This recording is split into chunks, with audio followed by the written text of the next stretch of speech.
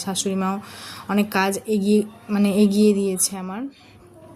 এই যে সিঁদুর কৌটো, এই যে সিঁদুর কৌটোটা মানে যে গাছ কৌটো বলে, এটা না আমার বিয়ের, হ্যাঁ মানে আমার বিয়ে হয়ে গেছে প্রায় 1-1.5 বছর হতে যাচ্ছে। ওটা আমার বিয়ের সেই গাছ কৌটো যেটা আমাকে দেয়া হয়েছিল।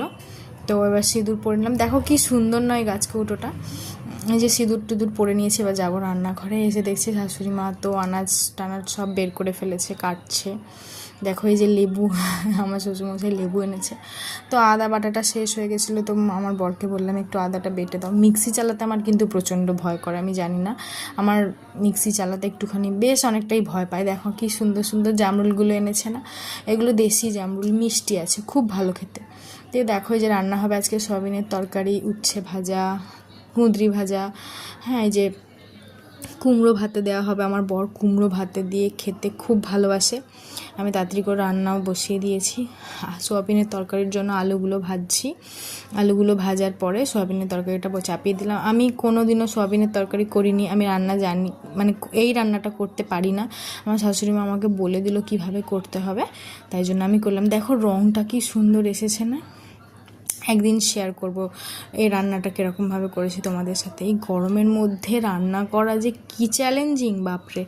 এই গরমের মানে প্রচণ্ড গরম, তার উপর আগুনের সামনে দাঁড়িয়ে রান্না করা। এই যে সোয়াবিনের তরকারিতে জল ঢেলে দিয়েছি, গরম জল দিতে হবে অবশ্যই করে, গরম জল দিয়ে দিয়েছি।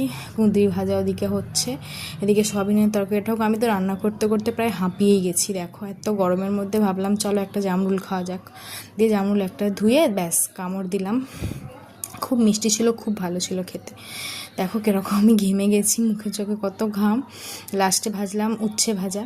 উচ্ছে ভাজাটা যা হয়ে যাওয়ার পর খাওয়ার ভিডিওটা আমি আর করা হয়নি। দুপুরবেলা এখন বসেছি এক বাটি আচার নিয়ে। আমার শাশুড়ি মা আমের আচার করেছে, খুব টেস্টি, একদম ঝাল ঝাল, একদম টক টক মিষ্টি মিষ্টি, খুব সুন্দর আচার করেছে। তো দুপুরবেলা ঘুম থেকে উঠে সবার প্রথম কাজ থাকে আমার এক বাটি আচার খাবো। প্রত্যেক দিন এক বাটি খাই না, আর প্রত্যেক দিনও যে আচার খাই তা না, তবে খাই, আমি প্রায় খাই।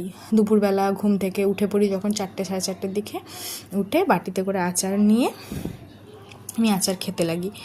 দেখো এখন প্রায় সন্ধে হতে যাচ্ছে।